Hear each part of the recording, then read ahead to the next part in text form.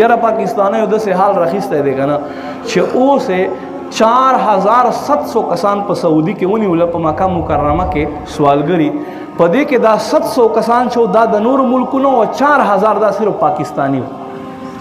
دومره دا خلک په دغه شیز کې ټرین شو مخکې لاړو ولې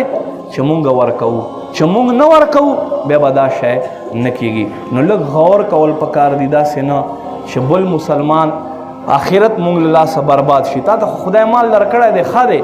په دې باندې ته دا مه وایه چې یاره نیک ور الله به ناراض نه شي الله په لار کې ورکولو هم خپل اصول دي ګورې الله په معمولي خبرو نه ناراضه کېږي